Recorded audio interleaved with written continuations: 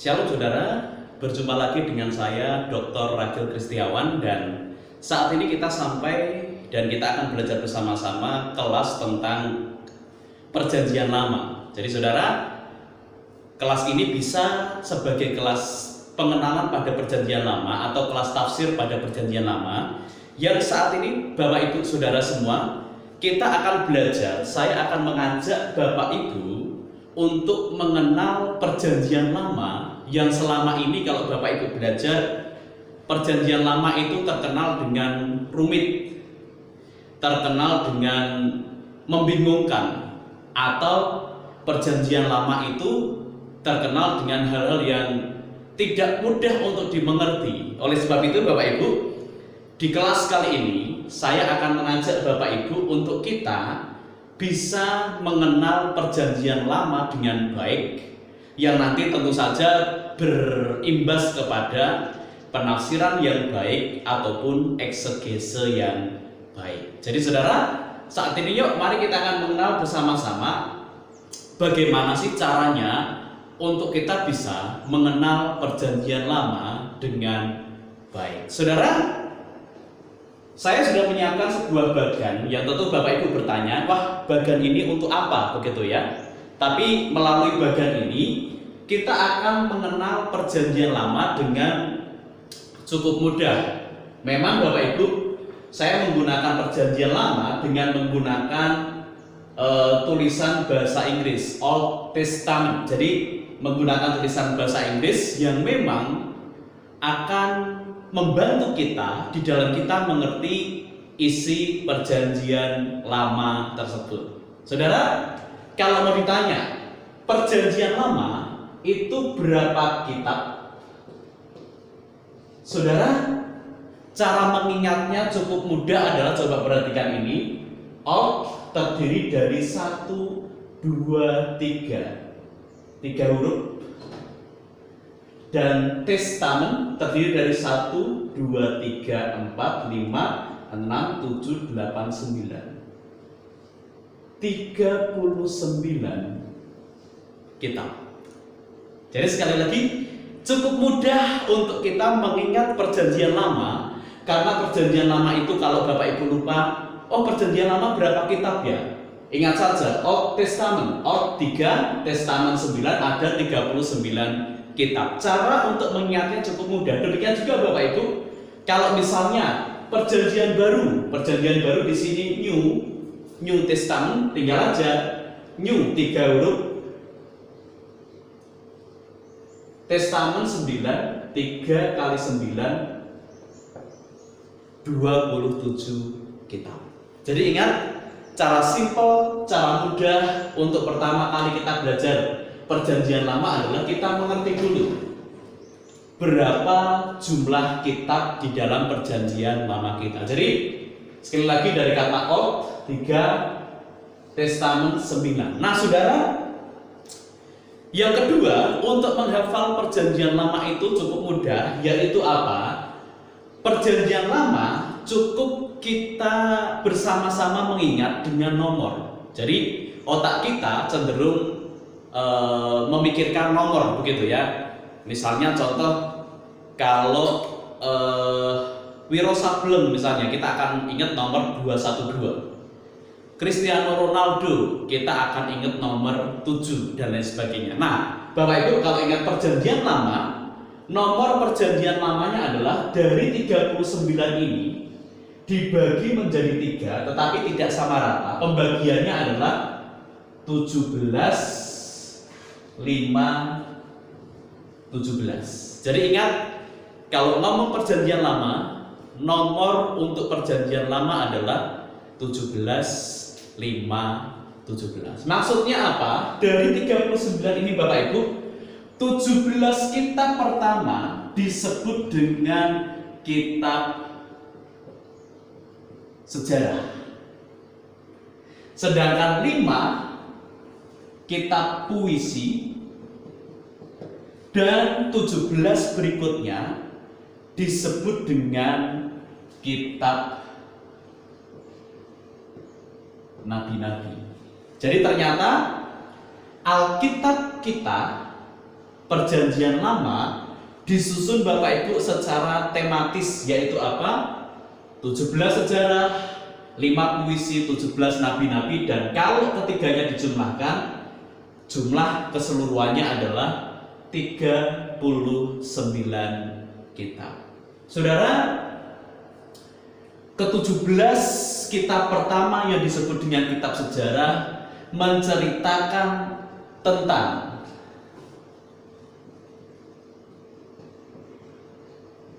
pengalaman bangsa Israel. Jadi saudara, ke-17 sesuai dengan namanya, ke-17 kitab sejarah ini menceritakan pengalaman dari orang-orang Israel, pengalaman kehidupan mereka dengan Tuhan dan lain sebagainya.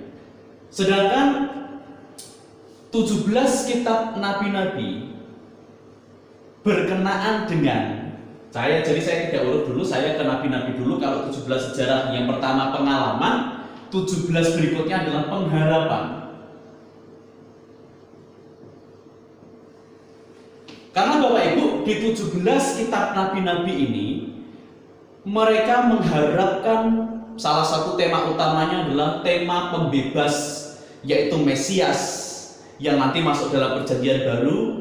Ini berkenaan dengan Tuhan kita Yesus Kristus. Jadi 17 pertama pengalaman, 17 berikutnya kitab nabi-nabi pengharapan, sedangkan 5 kitab puisi bisa disebut dengan doa orang Israel kepada Tuhan. Jadi ingat sekali lagi, kitab perjanjian lama 39 kitab, kalau mau dibagi secara besar 17 sejarah, 5 puisi, dan 17 nabi-nabi. Saudara, di dalam perjanjian lama juga masing-masing dari pembagian ini masih dibagi lagi menjadi terperinci, yaitu apa?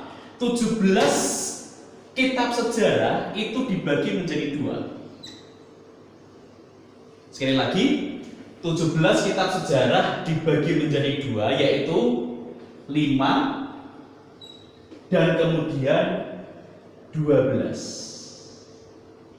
Sedangkan Bapak Ibu, kitab puisi tidak dibagi lagi, jadi tetap angkanya 5. Nabi-nabi juga dibagi 2, yaitu 5 dan 12. Saudara, apa maksudnya? Maksudnya adalah kitab sejarah PL itu dibagi menjadi 2, yaitu apa? 5 kitab pertama disebut dengan Taurat, 12 sisanya adalah sejarah PL. Kemudian Bapak Ibu, puisi tetap 5, turun 5 kitab puisi. Kemudian 17 dibagi lagi menjadi 2, yaitu 5 disebut dengan nabi besar, dan kemudian 12 adalah nabi kecil. Jadi saudara, kita sampai kepada pembagian yang selama ini dianut atau yang selama ini disepakati bersama-sama, bahwa perjanjian lama terdiri dari 5 Taurat, 12 kitab sejarah PL, 5 kitab puisi, 5 nabi besar, 12 nabi kecil. Nah, Bapak Ibu, coba direnungkan ini kembali supaya kita semakin mengerti. Sebelum mendekati masing-masing kitab, kita mengerti dulu pembagiannya. Dan kalau Bapak Ibu tahu, disinilah mulai perjanjian lama bisa dibagi dengan baik, yaitu apa? Kitab Taurat dari kitab Kejadian hingga kitab Ulangan. Kejadian, Keluaran, Imamat, Bilangan, Ulangan, 5. Kemudian 12 sejarah PR, Yosua sampai Ester. Silakan Bapak Ibu cek di Alkitab, nanti jumlahnya 12. Sedangkan 5 kitab puisi, yaitu dari Ayub sampai Kidung Agung disebut dengan kitab puisi. Nabi besar dari Yesaya sampai dengan Daniel, dan nabi kecil dari Hosea sampai dengan kitab terakhir di Alkitab kita, Maleakhi. Jadi saudara, sekarang Bapak Ibu sudah punya penggambaran yang lebih terbuka tentang perjanjian lama. Kenapa kok selama ini kita merasa perjanjian lama itu rumit, perjanjian lama itu sulit? Karena apa Bapak Ibu? Kita tidak mengerti pembagiannya terlebih dahulu. Dan juga Bapak Ibu, kita sering menganggap bahwa perjanjian lama itu secara kronologis. Ternyata tidak. Karena penyusunan perjanjian lama itu berasal dari hal yang seperti ini. Dan saudara, sekali lagi, kalau mau kita review perjanjian lama terdiri dari 39 kitab yang kalau mau dirinci kembali 17 sejarah, 5 puisi, dan 17 nabi-nabi. Kalau mau dikerucutkan, perjanjian lama terdiri dari 5 kitab Taurat, 12 kitab sejarah perjanjian lama, 5 kitab puisi, 5 kitab nabi besar, dan 12 kitab nabi kecil. Nah saudara, di dunia teologi nanti masing-masing ada namanya kelas. Jadi kalau Bapak Ibu nanti belajar misalnya kelas tafsir puisi PL, oh kalau begitu yang dipelajari adalah penafsiran dari Ayub sampai Kidung Agung saja. Eksposisi nabi-nabi kecil, oh berarti yang dipelajari Hosea sampai dengan Maleakhi saja. Kemudian eksegesis kitab Taurat, oh berarti yang dibahas hanya Kejadian sampai Ulangan saja. Jadi saudaraku yang dikasih oleh Tuhan, yang pertama yang perlu kita tahu saat ini adalah kita mengerti pembagian kitab terlebih dahulu. Supaya apa? Lewat pembagian ini, pemahaman kita akan perjanjian lama itu semakin dicerahkan. Pemahaman kita terhadap perjanjian lama semakin baik, sehingga nanti ketika kita mendekati perjanjian lama, kita tahu pembagiannya. Jadi Bapak Ibu, saya katakan pembagian yang ini nanti menjadi dasar pemahaman kita akan perjanjian lama.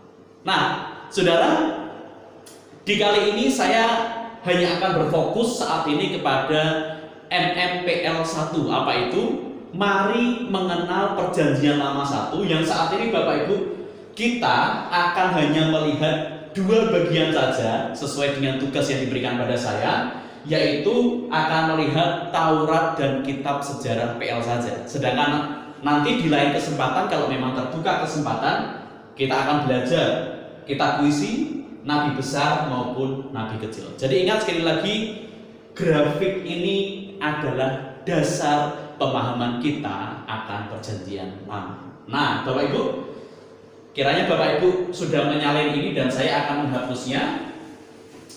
Dan saat ini kita akan mulai melihat bersama-sama atau melakukan survei bersama-sama terhadap kitab-kitab yang saya sebut dengan kitab-kitab sejarah, yaitu kitab Taurat dan sejarah PL. Di sini Bapak Ibu, saya sudah menyiapkan, ya ini adalah menyiapkan PowerPoint sederhana untuk kita bisa mengenal perjanjian lama dengan baik, cara khusus dari kitab Kejadian sampai dengan Ester. Saudara, mungkin kalau saya tanya saudara satu persatu, apa isi kitab Samuel, 1 Samuel misalnya, Bapak Ibu mungkin tidak bisa menjelaskan dengan baik. Karena apa? Merasa bahwa aduh ceritanya itu bulet gitu ya. Tapi saat ini kita akan belajar bersama-sama. Metode yang saya gunakan Bapak Ibu adalah metode menghafalkan kata atau frase kunci. Yaitu apa? Dalam sebuah kitab saya akan memberikan kata kunci dulu. Maksudnya adalah nanti kita hafal bersama-sama kata kunci ini. Lewat penghafalan kita dengan kata kunci, Bapak Ibu nanti bisa menggambarkan isi di dalamnya dari perjanjian lama tersebut. Coba saat ini kita akan melihat kata kunci dari kitab Taurat dulu. Bapak Ibu ingat grafik yang tadi? Kitab Taurat ada berapa kitab? Ya, ada 5. Kejadian, Keluaran, Imamat, Bilangan, Ulangan. Saudara, satu persatu kita akan lihat mensurvei secara ringkas. Yang pertama adalah kalau menghafal kitab Kejadian, saya menggunakan kata kunci pada mulanya. Saudara, kitab Kejadian bisa dibagi menjadi 2 bagian besar yang isinya adalah pada mulanya atau permulaan segala sesuatu. Yaitu apa? Pasal 1 sampai dengan pasal yang ke-11 bisa saya berikan judul dengan permulaan dari bangsa-bangsa. Karena apa? Diceritakan tentang Adam dan Hawa jatuh dalam dosa, diceritakan tentang Nuh dan pada akhirnya menara Babel, hingga Bapak Ibu dari pasal yang ke-12 sampai yang ke-50 menceritakan tentang permulaan bapak-bapak beriman yang kita tahu bersama, dimulai dari Abraham, Ishak, Yakub, dan sebagai penutup adalah Yusuf. Jadi saudara dikasih Tuhan, cara menghafal kitab Kejadian adalah ingat saja, kalau kitab Kejadian kata kuncinya adalah pada mulanya. Bagaimana dengan kitab Keluaran? Untuk kitab Keluaran Bapak Ibu, saya menggunakan kata kunci keluar. Apa maksudnya? Di kitab Keluaran inilah bangsa Israel keluar dari penjajahan Mesir. Mereka keluar dari penjajahan Mesir dengan cara Tuhan yang ajaib. Yang saudara, kalau saudara tahu, permulaan kitab Keluaran menceritakan tentang keturunan Yusuf yang mulai beranak pinak, tetapi kemudian Mesir mulai menjajah dengan sedemikian rupa. Dan ketika sudah mulai menjajah, Bapak Ibu saudara kasih Tuhan, yang terjadi adalah Allah ingat akan bangsanya.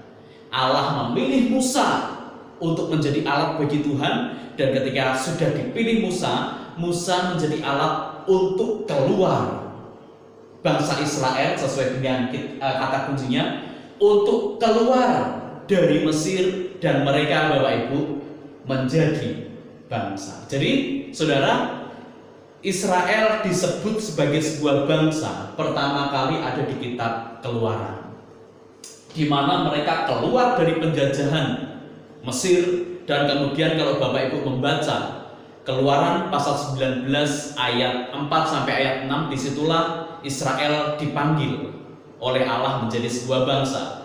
Aku telah mengangkat engkau ke atas sayapku, dan engkau akan menjadi bangsa yang kudus.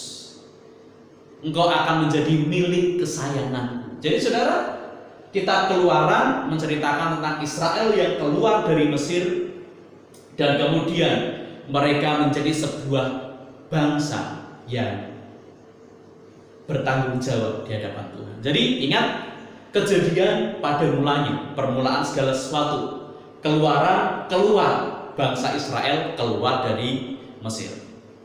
Yang ketiga untuk Taurat, Imamat. Saya memberikan kata kunci untuk kitab ini Bapak Ibu adalah korban dan hari raya. Apa maksudnya? Maksudnya begini Bapak Ibu, bangsa Israel sedang berada di padang gurun Sinai. Mereka baru keluar dari Mesir dan menuju tanah Kanaan. Ingat, mereka sudah dipilih untuk menjadi bangsa kesayangan Allah, bangsa yang kudus. Makanya saudara, untuk membedakan mereka dari bangsa-bangsa lain, dan untuk prasyarat bahwa mereka adalah sebuah bangsa, harus ada undang-undang dasar dalam kehidupan mereka. Nah, Allah memberikan kitab Imamat sebagai undang-undang di mana umat dengan Allah bisa berinteraksi dengan memberikan korban dan merayakan hari-hari raya. Jadi saudara, kalau nanti saudara membuka kitab Imamat dan mempelajari kitab ini, saudara akan mengerti bahwa pembahasan tentang korban sebagai kewajiban Israel dan juga pembahasan tentang hari-hari raya itu menjadi tema yang penting di dalam kitab ini. Karena apa? Bangsa Israel mereka sudah menjadi bangsa dan mereka harus merayakan korban dan hari raya. Berikutnya Bapak Ibu, bagaimana dengan kitab Bilangan? Kitab Bilangan, saya memberikan kata kunci untuk mengerti kitab ini adalah kitab mengembara. Dalam artian apa? Di kitab Bilangan ini diceritakan bangsa Israel dengan dua generasi, yaitu apa? Generasi pertama, mereka yang keluar dari Mesir karena ketidakpercayaan mereka membuat mereka mati di padang gurun. Sedangkan generasi kedua, yaitu mereka yang lahir di padang gurun, mempunyai potensi untuk masuk ke tanah Kanaan. Jadi saudara, sebetulnya perjalanan dari Mesir ke Kanaan cukup ditempuh dalam waktu yang singkat, sekitar 3-4 bulan, itu kata para ahli. Tapi karena sekali lagi sungut-sungut mereka harus mengikuti dua pengembaraan. Maksud saya dua generasi yang mengembara selama 40 tahun di padang gurun. Walaupun data di dalam Alkitab mungkin 38, tetapi kita suka membulatkannya menjadi 40 tahun penggambaraan di padang gurun. Jadi saudara, cerita tentang Israel yang memberontak pada Tuhan, cerita tentang Israel yang mengadakan sensus, itu ada di kitab Bilangan ini. Makanya cara termudah untuk menghafalkan kitab Bilangan saya menggunakan kata mengembara. Sedangkan untuk kitab Ulangan, Bapak Ibu, saya memberikan kata kunci hukum kedua. Apa maksudnya? Maksudnya Bapak Ibu, di kitab Bilangan sudah diceritakan bahwa Musa tidak mungkin masuk ke tanah Kanaan karena pelanggarannya kepada Tuhan. Pelanggaran yang dibuatnya membuat Musa tidak bisa masuk ke dalam tanah Kanaan. Saudara, Musa ini pemimpin yang baik. Karena apa? Karena seperti saya ceritakan, generasi pertama mereka mati di padang gurun, kecuali 2 orang, Yosua dan Kaleb. Tetapi kemudian Bapak Ibu, ada sebuah potensi di mana generasi kedua yang mereka lahir di padang gurun Sinai, mereka tidak mengenal hukum dengan baik yang ada di kitab Keluaran. Musa sebagai pemimpin yang baik, dia memberikan hukum yang sama kepada generasi yang kedua. Supaya apa? Supaya generasi yang kedua ketika masuk ke tanah Kanaan, mereka tidak mengulangi kesalahan sama yang dilakukan oleh ayah ataupun nenek moyang mereka. Makanya saudara, kalau saudara perhatikan di kitab Ulangan, kenapa ya kok ada 10 hukum Allah kembali? Kok seolah-olah diulangi di kitab Keluaran? Alasannya saudara, karena di kitab inilah Musa mengulangi kembali, memberikan hukum yang kedua bagi generasi yang kedua. Jadi Bapak Ibu, isi hukumnya sama, tetapi untuk mengingat saya menggunakan kata frase hukum kedua. Jadi saudara, kita sudah belajar 5 kitab Taurat dengan menggunakan kata kunci. Kalau Bapak Ibu tahu kata kunci, Bapak Ibu bisa menceritakan seperti saya. Coba kita akan ingat bersama-sama kata kuncinya. Yang pertama, kejadian pada mulanya, menceritakan permulaan segala sesuatu, pasal 1 sampai pasal 11, permulaan dari bangsa-bangsa, pasal yang ke-12 sampai 50, permulaan dari bapak-bapak beriman. Kitab Keluaran, kata kunci keluar dalam artian apa? Bangsa Israel di bawah penjajahan Mesir, mereka menjadi sebuah bangsa, mereka keluar dari Mesir dahulu, Allah mengangkat mereka menjadi bangsa dan mereka sedang menuju ke tanah Kanaan. Imamat, kata kunci korban dan hari raya. Yaitu apa? Di kitab Imamat inilah Tuhan memberikan serangkaian peraturan, serangkaian undang-undang untuk korban dan hari raya apa yang harus dilakukan oleh bangsa Israel supaya mereka tetap bisa terhubung kepada Tuhan. Kemudian Bapak Ibu, kitab Bilangan menggunakan kata kunci mengembara dalam artian apa? Di kitab Bilangan inilah dua generasi diceritakan. Generasi yang pertama mengembara di padang gurun, tapi mereka tidak masuk ke tanah Kanaan kecuali Yosua dan Kaleb. Sedangkan generasi kedua yang lahir di padang gurun, mereka punya potensi untuk maju masuk ke dalam tanah Kanaan. Sedangkan kitab Ulangan hukum kedua yaitu apa?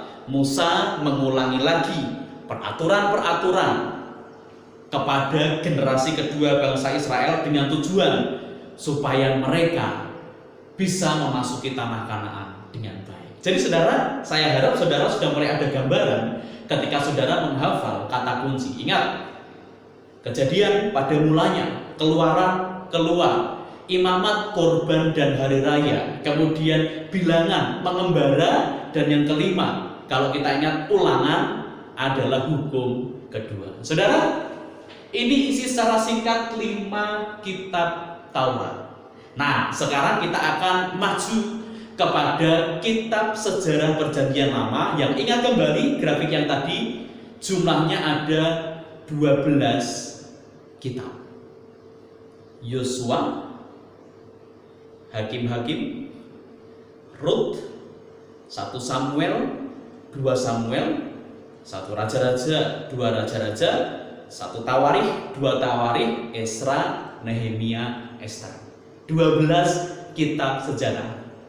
Sistemnya masih sama Bapak Ibu. Untuk mengingatnya, saya menggunakan kata atau frase kunci. Dan frase kunci untuk kitab Yosua, saya menggunakan frase kemenangan iman. Apa maksudnya Bapak Ibu? Maksudnya adalah, ingat di kitab Ulangan, bangsa Israel generasi kedua itu sudah punya bekal dari Musa bahwa mereka harus takut akan Tuhan, ikut perintah Tuhan. Dan di kitab Yosua ini Bapak Ibu, mereka masuk ke dalam Kanaan dengan penuh iman. Dan ketika mereka masuk ke Kanaan dengan penuh iman, saya menggunakan kata kunci kemenangan iman. Karena apa? Lewat iman mereka kepada Tuhan, mereka bisa menaklukkan Kanaan. Jadi saudara, kalau mau simpelnya, kitab Yosua ini, paruh pertama kitab Yosua pasal 1 sampai pasal 12 isinya adalah penaklukan Kanaan. Kemudian pasal 13 sampai pasal 24 isinya adalah pembagian tanah Kanaan. Jadi Bapak Ibu, sekali lagi di kitab Yosua ini karena mereka punya ketaatan kepada Tuhan, mereka mengalami yang disebut dengan kemenangan iman. Iman yang sejati ditunjukkan dengan ketaatan pada Tuhan. Makanya Bapak Ibu, Yeriko runtuh, Ai bisa direbut dan lain sebagainya, oleh karena mereka punya iman kepada Tuhan. Makanya untuk menghafal bagian ini, saya menggunakan kata kunci kitab Yosua. Kata kuncinya kemenangan iman. Kitab Hakim-Hakim berbeda dengan kitab Yosua. Kitab Hakim Bapak Ibu menunjukkan kemerosotan moral. Saudara, seperti saya katakan, di kitab Yosua memang bangsa ini taat pada Tuhan. Tetapi Bapak Ibu, ketaatannya bukan ketaatan yang mutlak. Mereka tidak taat 100%, di mana Allah menyuruh membasmi semua orang Kanaan. Tetapi yang terjadi Bapak Ibu di kitab Hakim-Hakim ini, di kitab Yosua, mereka dengan menggunakan hikmat sendiri, mereka tidak membasmi semua. Yang dianggap lemah tidak dibunuh, yang dianggap tidak jadi resiko tidak dibunuh, walaupun itu perintah Tuhan. Yang terjadi saudara, Karena ketidaktaatan mereka ini menyebabkan cerita di kitab Hakim-Hakim terjadi kemerosotan moral yang luar biasa. Yaitu apa? Bangsa-bangsa Kanaan yang tidak dihabisi tuntas oleh Israel menjadi biang kerok bagi kemerosotan moral ini. Di mana Bapak Ibu, pada saat itu Israel mengalami masa tenang, tapi karena mengalami masa tenang, mereka kemudian dijajah oleh orang-orang Kanaan. Dan ketika mereka masa tenang, mereka mengalami kemerosotan moral, mereka dijajah, dan ketika mereka dijajah, Bapak Ibu, mereka berseru pada Tuhan, Tuhan membangkitkan hakim, dan kemudian hakim mendatangkan kedamaian. Jadi ada semacam siklus, yang siklusnya ini Bapak Ibu terjadi 7 kali siklus selama kurang lebih 400 tahun. Jadi saudara, untuk menghafalkan kitab Hakim-Hakim, saya menyebut kitab ini dengan sebutan kemerosotan moral, di mana kemerosotan moral bangsa Israel membuat mereka dijajah oleh Kanaan, dan kemudian Bapak Ibu mereka berseru pada Tuhan. Tuhan mendatangkan hakim, hakim ini menjadi pembebas bagi Israel. Saudara, bagaimana dengan kitab Rut? Saya menyebutkan kata kunci kitab Rut ini dengan istilah kisah cinta. Yaitu apa? Bapak Ibu, cerita kitab Rut merupakan cerita sisipan, di mana di dalam ceritanya, dalam bagian ini terjadi di masa hakim-hakim.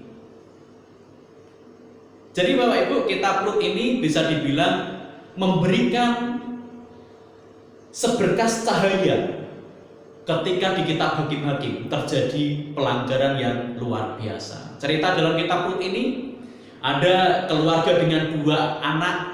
Elimelek punya istri Naomi, Naomi punya anak Mahlon dan Kilion.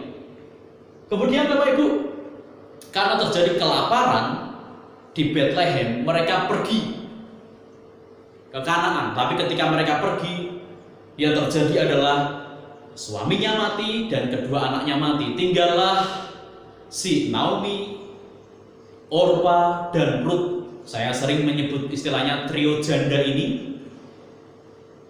Bapak Ibu, singkat cerita, si Orpa tidak mau kembali, hanya tinggal Naomi dan juga si Rut. Pada akhirnya Bapak Ibu, singkat cerita, Rut bertemu dengan penebusnya yaitu si Boas, dan mereka kemudian menikah, dan lewat Boas ini ada cerita tentang Daud. Jadi saudara, untuk menghafalkan kisah Rut, saya menggunakan kata kunci kisah cinta. Yuk, coba kita ingat bersama-sama lagi untuk kata kunci. Untuk kitab sejarah, kita sudah belajar 3 dulu. Yang pertama adalah Yosua, kemenangan iman; Hakim-Hakim, kemerosotan moral; Rut, kisah cinta. Kalau saya tantang Bapak Ibu semua mulai dari kitab Kejadian, apakah masih hafal? Coba kita bersama-sama menggunakan kata kunci. Kejadian, pada mulanya; Keluaran, keluar; Imamat, korban dan hari raya; Bilangan, mengembara; kemudian Ulangan, hukum kedua; Yosua, kemenangan iman; Hakim-Hakim, kemerosotan moral; Rut, kisah cinta. Saudara, enak ya kalau kita bisa menghafal ini. Nah, kita akan melihat Bapak Ibu 1 Samuel. Saya menggunakan kata kunci untuk kitab ini adalah permulaan kerajaan. Maksudnya apa? Bapak Ibu, bangsa Israel selama ini, mulai dari kitab Keluaran sampai kitab Rut, menganut paham teokrasi. Paham dalam artian mereka dipimpin oleh Allah secara langsung. Theos dan kratein, pemerintahan langsung oleh Allah. Tapi Bapak Ibu, di kitab 1 Samuel ini, mereka merasa bahwa kami pengen punya raja, manusia seperti raja-raja lain. Saudara, permintaan ini tidak salah, tetapi motivasi mereka keliru. Karena apa? Permintaan akan raja duniawi memang sudah ada, sudah dinubuatkan sejak di Kejadian, yaitu pertama kali di Kejadian pasal 49 ayat yang ke-10, di mana tongkat kerajaan tidak akan berlalu dari Yehuda. Ini artinya apa? Allah sudah menubuatkan bahwa akan ada raja secara manusia bagi Israel lewat Yehuda. Tetapi di 1 Samuel ini mereka meminta adanya rajanya secara fisik, di mana mereka pengen supaya kami sama seperti bangsa-bangsa lain. Dalam artian apa Bapak Ibu? Mereka menolak pemerintahan teokrasi Allah. Makanya untuk mengingat 1 Samuel permulaan kerajaan, di mana mulai ada kerajaan yang pada saat itu mulai muncul, dan kerajaan pertama dipimpin oleh Saul. Dan Bapak Ibu, mulai dari titik inilah saya akan menggambarkan sebuah bagan untuk mengingatkan kita semua. Mulai dari titik inilah ada Bapak Ibu kerajaan bersatu yang dipimpin oleh pertama kali rajanya adalah Saul, memerintah selama 40 tahun. Jadi 1 Samuel isinya adalah permulaan kerajaan. Nah saudara, bagaimana dengan 2 Samuel? 2 Samuel saya menggunakan Bapak Ibu kata kunci untuk kitab ini adalah pengokohan kerajaan. Maksudnya apa? Maksudnya di 2 Samuel ini Allah mengokohkan kerajaan yang ada. Walaupun sekali lagi pada mulanya Allah marah terhadap permintaan akan raja ini, tetapi di 2 Samuel ada pengokohan kerajaan. Secara khusus Bapak Ibu silahkan buka di 2 Samuel 7 ayat 12 sampai 16, di mana Allah berkata pada Daud, nanti akan ada keturunanmu yang akan memerintah selama-lamanya. Pemerintahannya adalah pemerintahan yang kekal dan tidak akan pernah terjatuhkan oleh apapun. Bapak Ibu, karena ada perjanjian Daud ini tentang kerajaan, saya menggunakan 2 Samuel, kata kuncinya adalah pengokohan kerajaan. Ya Bapak Ibu, di 2 Samuel ini kebanyakan ceritanya adalah tentang Daud. Daud Bapak Ibu juga 40 tahun memerintah atas Israel. Sedangkan satu raja-raja, saya menggunakan kata kunci perpecahan kerajaan. Di kitab 1 Raja-Raja inilah Bapak Ibu terjadi perpecahan kerajaan. Kerajaan Israel terpecah menjadi 2, yang pada awal 1 Raja-Raja diceritakan tentang Salomo yang memerintah 40 tahun juga. Jadi Bapak Ibu mengingatnya enak, kerajaan bersatu di Israel punya 3 raja yang silih berganti. Saul 40 tahun, Daud 40 tahun, Salomo 40 tahun. Yang kalau mau mengingat lagi, Saul memerintahnya dengan tidak punya hati, Daud memerintahnya dengan sepenuh hati, Salomo memerintah dengan setengah hati. Dalam artian setengah hati dia taat, tapi di setengah lagi dia tidak taat. Saudara, mulai dari 1 Raja-Raja inilah terjadi perpecahan dari kehidupan bangsa Israel, di mana Bapak Ibu di kitab ini diceritakan mereka pecah menjadi 2 yang disebut dengan Israel Utara dan juga Selatan. Jadi Bapak Ibu, Israel Utara ini sering disebut dengan Israel saja, tetapi yang selatan ini sering mendapatkan sebutan Yehuda. Saudara, Israel punya 12 suku, 10 suku ada di utara, sedangkan 2 suku ada di selatan, yaitu Yehuda dan Binyamin. Utara 10 suku, selatan 2 suku, dan Bapak Ibu ibu kotanya adalah yang selatan, ibu kotanya di Yerusalem. Sedangkan yang utara, ibu kotanya adalah Samaria. Jadi saudara, mulai hati-hati kalau membaca 1 Raja-Raja sampai ke belakang, Kalau ada sebutan nabi misalnya ngomong, "Hai Israel," berarti yang dimaksud kerajaan utara. Tapi kalau ngomong, "Hai bertobatlah Yehuda," yang dimaksud adalah selatan. Bapak Ibu, Israel dan Yehuda masing-masing dipimpin oleh 20 raja. Tapi Bapak Ibu, yang jadi cerita miris adalah yang di Israel utara 20 raja itu semua jahat. Tapi yang di selatan dari 20 raja ada sekitar beberapa yang jahat, kebanyakan jahat tetapi beberapa baik.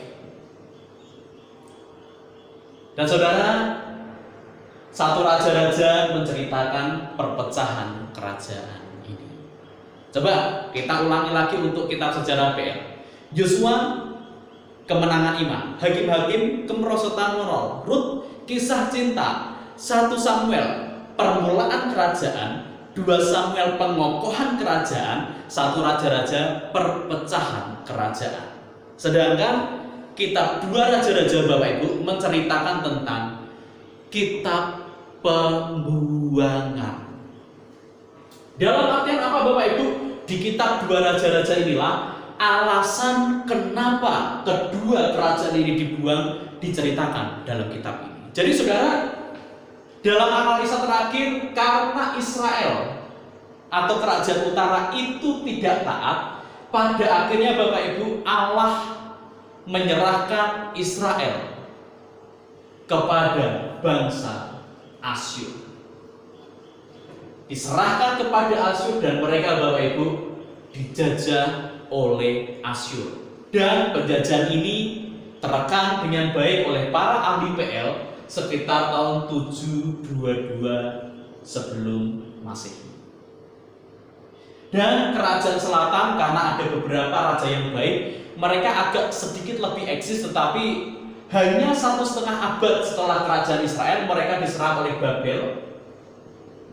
Dan mereka ada kemudian di bawah penawanan Babel. Dan dicatat Bapak Ibu, di Babel ini pada tahun 586 sebelum Masehi dimulai penyerangan. Dan Bapak Ibu, ketika dijajah oleh Babel, kalau Bapak Ibu membaca kitab Daniel, mereka mulai dibawa ke pembuangan. Saya menggambarkan pembuangan dengan sistem seperti ini. Selama 70 tahun masa suram bangsa Israel, mereka mengalami pembuangan di Babel. Jadi saudara, untuk menghafal kitab 2 Raja-Raja, saya menggunakan kata kunci kitab pembuangan, di mana mereka dibuang 70 tahun ke Babel. Next saudara, bagaimana dengan 1 Tawarikh? 1 Tawarikh ini Bapak Ibu, saya menggunakan kata kunci editorial kerajaan Daud. Dalam artian apa? Di 2 Tawarikh, Bapak Ibu, kitab Tawarikh ini ditulis ketika bangsa Israel sudah kembali dari pembuangan. Jadi sudah mulai ada penulisan kitab Tawarikh ini. Dan cerita dari kitab Tawarikh adalah editorial mengulangi kembali cerita tentang kerajaan Daud untuk memberikan pengharapan bagi mereka yang baru kembali dari pembuangan. Makanya Bapak Ibu, cerita dalam 1 Tawarikh ini isinya hampir sama dengan 2 Samuel atau 1 Raja-Raja. Tetapi Bapak Ibu, dosa Daud tidak ditulis karena apa? Itu cukup traumatis. Inilah alasan kenapa kok dosa Daud tidak ada di dalam 1 Tawarikh. Jadi isi 1 Tawarikh adalah editorial kerajaan Daud.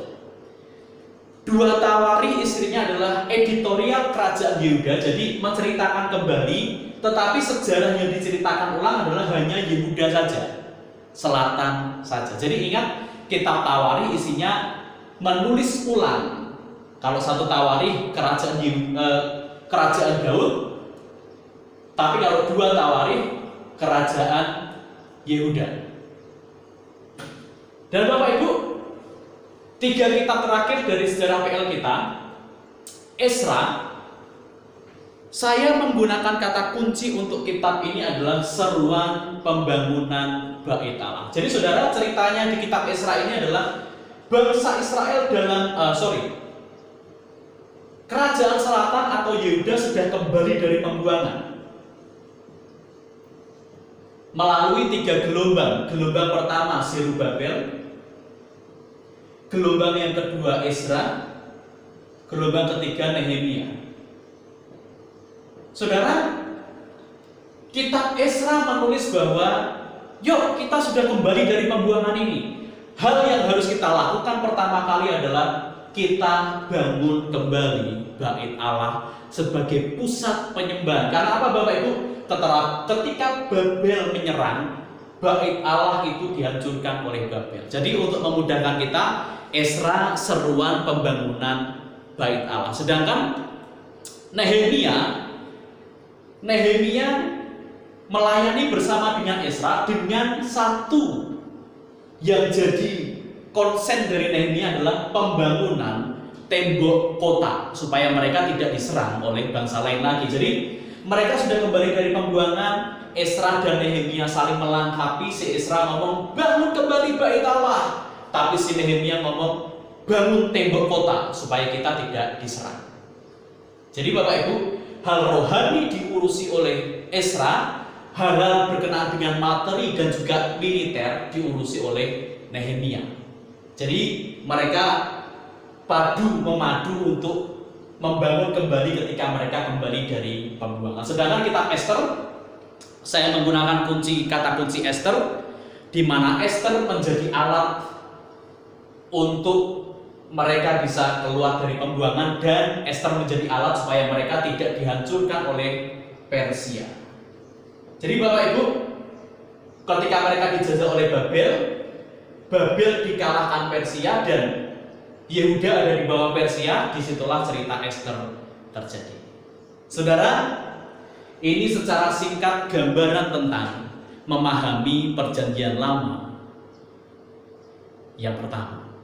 Jadi saudara, penting bagi kita mengetahui kata kunci, kata-kata kunci, karena melalui kata kunci itulah pemahaman kita terhadap perjanjian lama akan semakin menjadi baik, semakin menjadi oke. Coba Bapak Ibu, sebelum kita mengakhiri, saya ingin kita semua menghafalkan kata kunci, karena menghafal kata kunci ini penting bagi pemahaman kita akan perjanjian lama. Kejadian pada mulanya, Keluaran keluar, Imamat korban dan hari raya, Bilangan mengembara, Ulangan hukum kedua, Yosua kemenangan iman, Hakim-hakim kemerosotan moral, Rut kisah cinta, 1 Samuel permulaan kerajaan, 2 Samuel pengokohan kerajaan, kemudian 1 Raja-raja kitab perpecahan atau perpecahan kerajaan, 2 Raja-raja kitab pembuangan, 1 Tawarikh editorial kerajaan Daud, 2 Tawarikh editorial kerajaan Yehuda, kemudian Ezra seruan pembangunan Bait Allah, Nehemia seruan pembangunan tembok, dan Ester menggunakan namanya kitab Ester. Bapak Ibu, sekali lagi memang kita tidak bisa menghafal sekarang, tapi percayalah kalau Bapak Ibu menghafal dengan baik kata-kata kunci ini, Bapak Ibu akan bisa menggambarkan perjanjian lama dengan baik dan mengerti alur ini dengan baik. Saudara yang dikasihi Tuhan, terima kasih karena saudara telah mengikuti kelas ini, dan mungkin kalau ada kesempatan kita akan ketemu pada mengenal perjanjian lama bagian yang kedua. Terima kasih untuk atensinya, Tuhan memberkati kita semuanya. Shalom.